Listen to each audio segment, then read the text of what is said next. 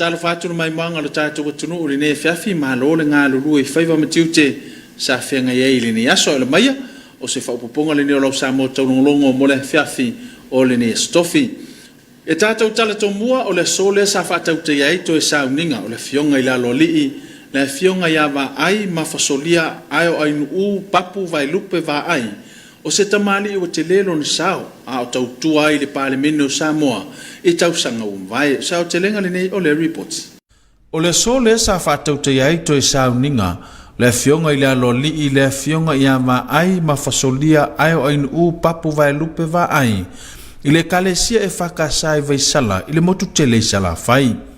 O le fionga i le alo li o se tasi ua loa lo na sao ai meso o lana tautua i le Parliamene ma upu fai o Samoa i le tele o tausanga vai.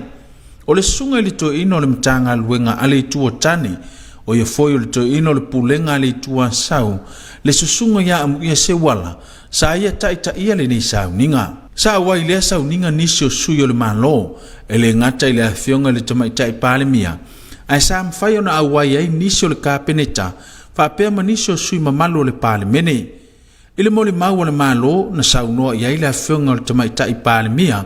le afionga ia fia me na o me mata afa ma ia ta wai le sao le fo itamali a onga lue ai to tono le Parliamene e tu malo le afionga i le aloli o vea mawa ofeso swani o le kalesia e whakasai fale lupo e o se tangata fo i o lo tautua malosi i le kalesia le ngata i siona afio anga i vaisala o fale alupo fa pea le kalesia e whakasai vai vastai sa lua i fai poipo atu le afionga ia va ai i le fionga le fale tua ia mulitalo nga walofa tasi mai saua telesia le ota sua tele i le tausanga ia feiva se lau no fitu ma ua tu malo o le tausanga i lua afe lua se fulu na toi fai poipo atu ai le fionga le fale tua ia iu tita na tasa pua fasa valu o le fionga i le alo li e to o valu na yonalo e lua sfuru fa whanau ala na whanau ma le to o fitu o whanau ala na whanau o yo se alo e whaasino i se tasi o tamali sa avea mapale mia o Samoa le fionga ia va ai kolone sa ulo ai filifilia le fionga i le alo li i le Parliamene i le tausanga e afe iwa se lau i vatasi e avea masui faipule o le tu malo fa paloto fale lupo o le tausanga e afe iwa se lau i vaono na avea ai mawhailau tusio nisio ngā luenga le malo fa pea le pulenga o malo si anga tau ile tise ma le pulenga o sua vai o le tausanga fo i afe iwa se lau i vaono anga i le afe iwa se lau i vavalu na avea ai ma minista o Faamisionare mulia i ane ai o na filifilia i le tausanga i afe iwa se lau i vavalu anga i le luafe ma le tasi e avea ma minista o faato anga ma whainga whaiva o le tausanga i luafe ma le ono sato e se e iai le afionga i le alo lii e whai masui whai pule le tu malo whaapalota o vai singano numera mua o ia foi o se sui whaavae na o lantou whaavae ina le vaenga whaupu whai o le tautua Samoa i le tausanga i luafe ma le valu ma veai ma taitai o le vaenga whaupu whai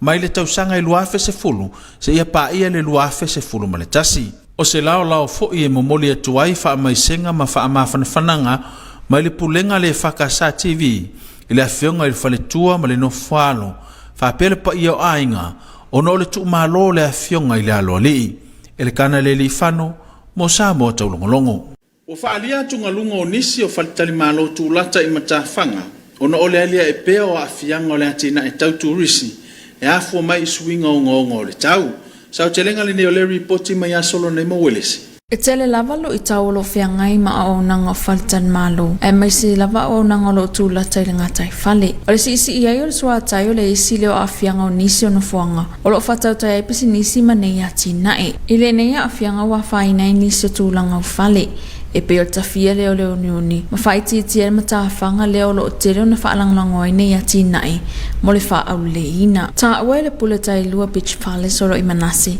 Le tinai alau i titi to o alo e whaapea. E iei fale o whaale angaina i le malolosi o ngalu whaatasia i matari nganu na whausia.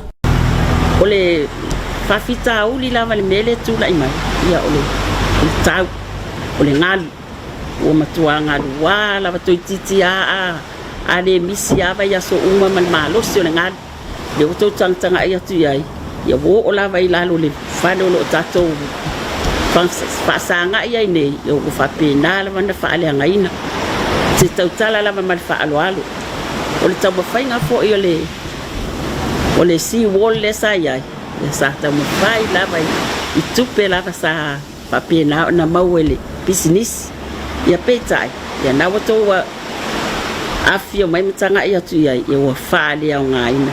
wa faale ngaina ono le ia ono le mala fa natural lava le e afia ita to ele ona tailua beach fale solo fea ngai malea tulanga peita ina failo fo ia tamaita euro faulu e fatan malo Stevenson ni manasi le susunga to susul le ala yoani male pule fatan malo sa tu ya to beach fale le susunga ta wielo lo pole lua le fafita uli lava ta sia fianga swinga le tau fianga le business le swinga tau termine ia penko sila fia ole Iasola kusa ole area le Manase ole most popular sandy beach in Samoa area le Manase ya le afianga la le ye ye peto sila silo ka le semata fa o kele ka fia le ngongi o ngo marosi mai le esa ole sami ya na fo kam fai ngai tali alu e kau koe amakan koe catch mai le one ia ai le o lava tele o one ia le taimini Telo fale o tasi lua numero valu ma numero fitu. Ma le fale lai le sabi. Wale anga me o pou fo ia si mala wa ia wale palengi ia le fale lai luma yo. Wale paleni la wa fainga luenga. Mantua le a fo so swani le na mai el malo. Ia le wa matana nga due ai. To fale le fale la ma pou fale o. Na bunga te tasui uma e fasi mala lo. Wasa wale le ngalu ave le onone I osa meme po wale mafaina na to e mau se po na saunora tina ala utiti walo ele lava fisosoani to uina atu ele lava fisosoani to uina atu e faatino e tu langolo mo mi e falle ya moni ya tina e o mai ya taimine le semea e titala mama tu ai e o mai taimine e o semea tau se leni e semea ia esa ole le sa nuanga wa leva tele na maftia ma o mele ia ai sa fata tali ya pe eu mai so foi pu ngata ia ai le ia se me o fata tali ya fa pe ole ava tu foi ni ata eu mai foi mata pu ia ia atu no le afa pe na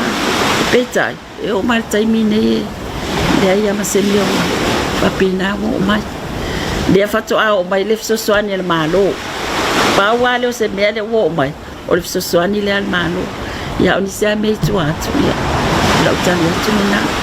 awa solo nei mawalese mo Samoa taulogologo Inisi o tātou tala o le ola soifua maloloino tangata siasi ai maise o le au whainga aluenga. O le isi lo manulauti o lo a ngai ei le wha mua ma le wha mamafa a le whale tali malo a moa isi ufanga i savai sa o te lenga le nei mai a solo nei mowelesi. Le asi air malanga pōlenga tangata tawhau mai mo mai whafo ma le wasenga tu se tala ma le au whasal nau. Nisi o whatan malo ma o nanga tau tangata tawhau mai moa. Ma e ui o whea ngai nei le tunu umar wha malo sia polo inga COVID-19 furuiva. E peo nei isu inga le wha alia leo pe paturi ma whaitari whafonga. Peta ila asia ir malanga fatan malo a moisi ufanga sampai o nisi ne va inga fo e per fa atino ina sia kino vivilla o ila to uma asia fatan malo na sauno le polisilia Elizabeth siosi le feanga yo Samoa ma afianga fa mai o le isi do va inga lo ave ye fa mama fa mal fa mo ale fatan malo mo le saunga le mu ma le soifua malo loina o le mamalo la tunu e asia la to a onanga fa apele man pui o le au fainga wenga ele ngata idea fa ile tamaita ipule tanu mai lava time na afia ila tunu il fa ma el misela se tasira vainga wa ave lava fa mo ma le fa ma fa la to a onanga ina e mautino ila to umole afia le no fuanga o mautino o fa tinu tui ma vainga uma e mo mi mo pui ngal fa mai o nei suinga o mo lo fa tinu fo il fatan malo ni so onanga e perta o ina le meta ma fa malo ilumo faito o falita tasi e mai se fata waina o va fa mai o na no ta inga lava ia tamaita ipule ma au finga binga ina ia mauti no so ngane mu mal mamalo la tinu e mai se au finga binga mai afia ngal COVID-19 fulviva solo nei mawalese mo Samoa taulogologo O le tutupu mai peo whaafitau le a fiai alo mawhana o loo malanga i ngā luenga whawai taimi o se whaanono anga telele le mitanga luenga o pesinisi a la manuia maleipa e peo na sau noa i eila fionga le minsta le fionga i ala tinu u whamui na wen whang sau telenga le neo le report. O le whatuputupu la i peo whaafitau le a fiai alo mawhana o loo malanga i ngā luenga whawai taimi o se tu u faali ai le faano no anga o mtanga luenga o pisinisi ala munia maleipa e pe ona sau no le fionga le minsta le polkalame o le sol pule sa fa sala wina i lungo le fakasa TV ila matanga ye o le le polkalame mana il polkalame a lela wa ya e mai nei fa fitauri to faano no ya te minne o no fa fitauri nei e le te tau ona tupu mali o le winga la utala le tau ona tupu ona o umona ta tia ye inga e fai ya mo o ye inga mo contracts ile vale o compania o la to mana o mientanga ta fai ngana ma batulai nei e fa au lu atulai to tonu o matanga luenga o pisinisi mala manuia o la matanga le vai so nei le sa sala la wai lungo pinga te fa ilangi mala fa sala lau nisi o alo mawhana o le atunu o loo iai i nei ngā luenga o ripotia le whaapolongaina i no whaanga ma kampani o lo ngā lulu ai. A o mātou te talo wha mole mole o mātou polonga no whaanga lo mātou iai e o whatuanga o mātou ngā lue whai la wasi polonga o mātou whati timu whalala le ai se o whatimu pe a timu la ina le ai la wasi fisosoani mo mātou le ai se vai sa palai te mina mu ngā lai se ngā lava o whaalongo atu wa matou ngā lala fifeinu whato alatu se la veai. Pe tain sau no le fionga le minsta sa te tau na matai tū ma mai o io le lei le whaamala malama ino kon karate i alo ma whanau a o le isa inia i le uloai taimi. Na tūlanga i tauna i ai e tauna matua i mata i tū le lei a ia inga po contracts ie lo sa inia e tātou tama whanau i o i whafu a faale tonu lo le vaenga na le la ua lia e mai la le fa fitau le o ye temi nei mani le la o na ye tatu tanga tai fafu ai o tunga i fafu e se me le no le pepa len sai e se me la tu pi fafu mani e le o a faina o mai ia company a fatu anga ye fafu a misa Australia e ye ya le si vaenga faale tonu na ye na ona i tau mafai ina ia i te tono ai inga nei e ia nei tama i fasi foi upuna ina e le o malam la mai ta to fana ia ma ale o man sai e tu singa lo fa sala wina i lunga o penga ta fa ilangi lo ta waile ss o kon karate sa sainia ma le tulanga o tupu mai pe ta ina sa no foi le fionga le minista sa te tau lava i le matanga luenga e ona le matafa ioi ona faatino sa o onga ma faamanino ia inga uma a le tu va atu mo ni ngā luenga ona matanga luenga foi la ale pisinisi ma la manuia a me serva enga le o faatino ina ngā luenga le e te tau ona la tau whaiani o onga le lei e wha malama e po pre-departure orientation ina ia mawhai e ona malama umai la tau i mei alau te sainia a fa pena tu o tu saini pungon va lele al tu o tu saini pun ai le o malam lama tangata nei o to inga fa fitauri la le alia mai ia na watu lola io o la to yo e ser mele na saini e ser mele tu pu o sta ia fa popolo ila ia male tu langa le o le nau ina ia alu e ngā luenga whaavaitemi ai e tasi fo i le me taunti tiro le ei o ele te alu e ngā luenga whaavaitemi to anga fesili ia lava o fesili nei ine mea e te anga va e ma le mea te tau ona e maua a tele i osol vale o le isi vaengan sauno e le fionga ni minsta o le manino mamana malama o le whaamana maino o le totongi malona ese senga ina ia manino alo ma whanau e le mea le o mai tauina e le si le tūranga leo lo whaonga ina e whatoanga i whafo ile mele o le peace rate o le peace rate o la to ia e fua le totongi ile o fa ingo o me piki pe fio pa ke piki le aso ma le aso e o tulanga la na e tauna mala mala le ai ia ila to lo o fenga menga fa mam lama me matanga wenga le se senga upu ye se senga upu ye lu o la no mo rate le do su limita la le tu la o le o tu uma tanga ta ye nei male manatu o le tu le do su limita la le tu la palu tu la le aso fast food tu la va yaso ai ye foi la isi fa to anga la o lo ye tu la fono Australia e fa nga ila le peace rates le a lo te tonunga ele o ye ni sio tato nei o le peace rate o le peace rate lana o le pe foringa mai e te tele tu la e te fenga luenga ai le titi lo tu pe mau o le te minei o lo talia le matanga luenga se reporti tu sia winga il fa fi tauli ua tula mai ma lo nga lu e fo le matanga luenga ina ia matai tu le nei fa fi tauli ua tula ai mai ia va ve faia ia se fo le te minei il kana le lifano mo sa mo Taulogologo mai mo mai lol tulango yel talo tag mo sa mo ila finei ma le aso taya tal fala sa mo fa poponga lo talo tau mo le ne stofi wo fa le nga ina nei lap ta ingo ti mo nga ma fa pe fa tuanga lo longa a pe ta fa tuanga mo ti mo nga ma fa lo fa ma se pe mo sa mo fa nga le satellite se va nga tele wa o lo ofiti ai pe le tu no ata fa fa no tau o sa vilo la tu la wa ngal vai tu la o lo afi ni sa mo e peta se vai ngafta inga sa vili mti mo ngalo ta o saute mai afia ile tuno ia mati mo fa pe sa vili to fa ta wini so taimi talo ta mo lo fa no po na nei e ta ulwa va so le ti mo fa so lina ta ape mai ono fio lolo le mama fa e po fa pe na wilam fa stili mo le sfara ile la ta ulwa va so le ti mo mai ono fio lolo le mama fa ni so va enga mo nga sami matul po nei o sa vili le tu ela ngal vai tu ela so li mga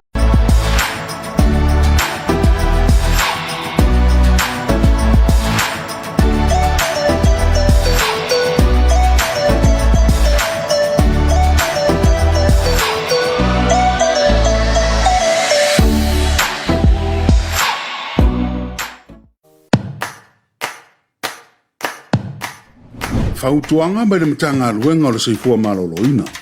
E ala ngona le popole le taimi le Komiti Faamisionare. Ia e alofa ia te oe matausi lelo seifua maloloina. Ia so ta e tangata o lo a inga mawhaaso ai o le ngona. A whai wa yeini sa le nofa vavara lata. E wha ngā telefoni po le interneti e fiso o ta iai. Tausi lelo tino, ia lava lau malolo. Tau mawhai mea ai seifua maloloina. Wha ngai lau tino. Ma ia whaititira tau mawhaawa malosi. Ia whaia miau whaatinonga i te fia ma maasania ia su uma. E peo le kukalfale, whaisau tatalu, o le taha le pese ma e siva ai. Ia mātai tū le leifa matalanga sao i winga le Komiti Faamisionare. Ma ia tau mawhai fo ia awara su ona matamata i tala whaasala lau. E a whai ua lofi tūhina oi le tele o whamatalanga. Awal fa nga ina leo le tapaa o le aba malosi manisi o la o fa saina e pule ayo le ngona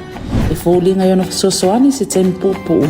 ai fa te tele nai ona e fa anua noa man le fia mo se temi umi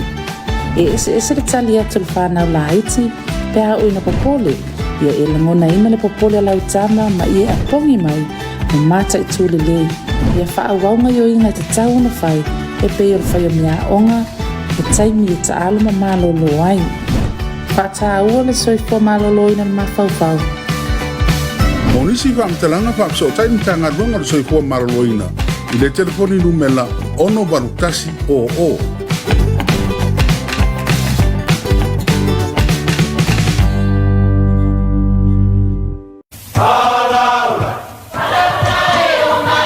Awane e misia lunga lo wala ata le EFKS TV. I po so lua vai aso taitasi le polkalame ba ili le ato ponopona le afo le balu le afiafa.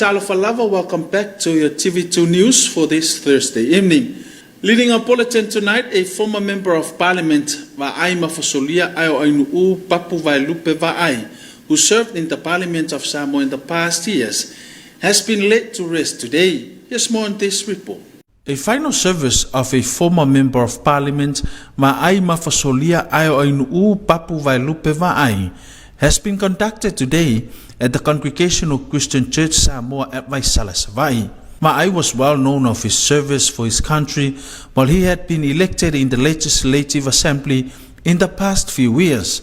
The service was led by Reverend Elder Amuia Sewala, also attended by the Prime Minister and some members of the Cabinet and the Parliament of Samoa. Honorable Fiame Naomi Mta'afa spoke on behalf of Samoa's government to witness the great and honest service of the late former Member of Parliament while he had served Samoa in the past years. Ma'ai was first married to his good lady, Muritalo Ngawalofa Tasi Maisawa Telesia Leota Suatele, in 1967. Then he remarried to Utita Natasa Puafasavalu in 2020. He was a great father of 8 children and 2 adopted children, a loving grandfather of 24 grandkids, also the best grandfather to his 7 great-grandkids. Ma'ai was also the son of Samoa's former Prime Minister Va'ai Kolone, a co-founder of the Human Rights Protection Party. He was first elected into the Legislative Assembly in 1991, and in 1996 he took on the role of Parliamentary Undersecretary for Works, Electrical Power Corporation, and Samoa Water Authority. After getting re-elected in 1996, he was appointed the Minister of Justice and took on the Ministry of Agriculture portfolio between 1998 and 2001. The late Va'ai was a founding member of the Tautua Samoa Party, Samoa's former opposition party.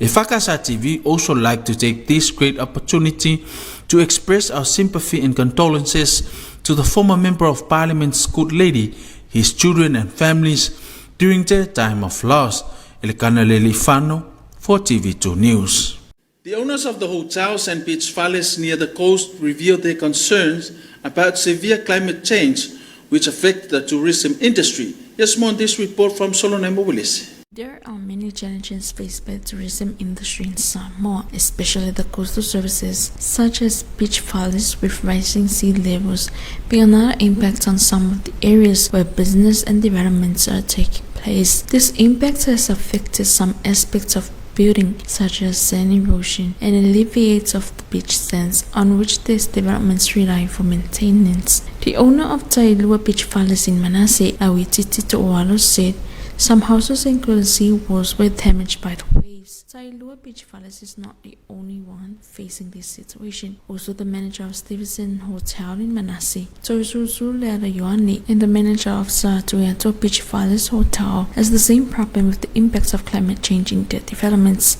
which causes lots of damaging to beach houses near the sea. Solonemo Welese for TV2 News.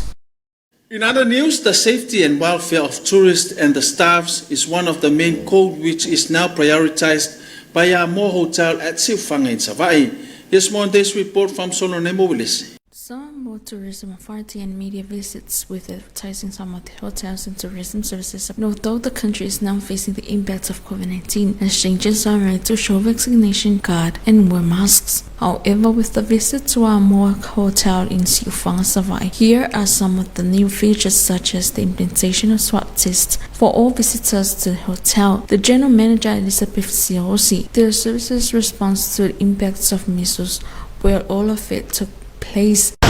Well, look, we had so prior to COVID there was measles, and our response is a human response. So the response is first to protect our staff and then also the guests. So since measles, we quickly all had masks, then we all had sanitizer, and those who want it, we have gloves. And we feel that people that are traveling, they also want to see the same mirrored back to them. If you feel confident when you stay here because you saw us wearing a mask and you know that we're sanitizing, then that will in turn help our business. In addition to these changes, the hotel is also implementing some of the services, such as the delivery of food to the front door of each building. It is the desire of the general manager and staff to ensure that the public and staff are safe from this deadly virus. Solone Mawulese for TV2 News. The growth of problems which affected our seasonal workers who were employed overseas, it was a great disappointment to the Ministry of Commerce, Industry and Labour, as stated by the Minister, Honourable Komiti Faamisionare. Here's more on this report. A rising number of problems which affected our seasonal workers is one of the main factors behind the Ministry of Commerce, Industry and Labour's disappointment, as the Minister of MCO, Honourable Komiti Faamisionare, stated in the Sole Pule program, which was broadcast by the EFKS TV. Earlier this week, the news about seasonal workers, including Samoans, treated as slaves by their employer was go viral on internet, as one of our men named Taripope Kalolo told the hearing that they worked in actorious conditions and were treated like slaves, and added that one time a colleague fainted at work but was not referred for medical checks. Mr. Kalolo added that they came to Australia to earn so they can help their families, and at this stage they need help themselves. Minister Komiti said that our seasonal workers should understand and read the contracts carefully for them to gain understanding before they had signed it. Komiti also said that RSE workers should understand the rate of their salary before they had left Samoa. He also said the ministry who's responsible for the seasonal workers scheme